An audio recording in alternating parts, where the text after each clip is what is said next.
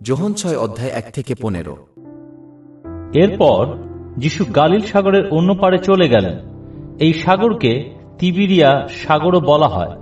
অনেক লোক যিশুর পিছনে পিছনে যেতে লাগলো, কারণ রোগীদের উপর তিনি চিহ্ন হিসাবে যেসব আশ্চর্য কাজ করছিলেন তারা তা দেখেছিল।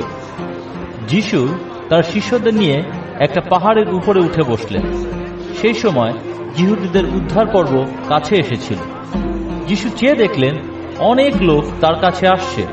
তিনি ফিলিপকে বললেন, এই লোকদের খাওয়াবার জন্য আমরা কোথা থেকে রুটি কিনব? ফিলিপকে পরীক্ষা করবার জন্য তিনি ওই কথা বললেন, কারণ কি করবেন তা তিনি জানতেন। ফিলিপ যিশুকে বললেন, ওরা যদি প্রত্যেকে অল্প করেও পায়, তবু 200 দিনারের রুটিতেও কুলাবে না। যিশুর শিষ্যদের মধ্যে একজনের নাম ছিল আন্দ্রিয়। ইনি ছিলেন সিমন পিতরের ভাই। আন্দ্রিয় যিশুকে বললেন, এখানে একটা ছোট ছেলের কাছে 5টা জবের রুটি আর 2টা মাছ আছে, কিন্তু এত লোকের মধ্যে ওতে কি হবে?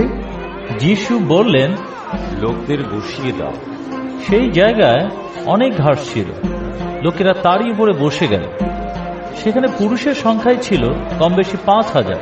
এরপর যিশু সেই রুটি কয়খানা নিয়ে ঈশ্বরকে ধন্যবাদ দিলেন এবং যারা বসেছিল তাদের ভাগ করে দিলেন। সেইভাবে তিনি মাছও দিলেন। যে যত চাইল তত পেল। লোকেরা পেট ভরে খেলে পর যিশু তার শিষ্যদের বললেন, যে টুকরাগুলো বাকি আছে সেগুলো একসঙ্গে জড়ো করো, যেন কিছুই নষ্ট না হয়।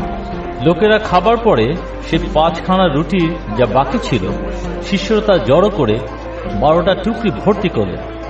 যিশুর এই আশ্চর্য কাজ দেখে লোকেরা বলতে লাগলো, জগতে যে নবীর আসবার কথা আছে, ইনি সত্যিই সেই নবী। এতে যিশু বুঝলেন লোকেরা তাকে জোর করে তাদের রাজা করবার জন্য ধরতে আসছে। সেই জন্য তিনি একাই আবার সে পাহাড়ে চলে গেলেন।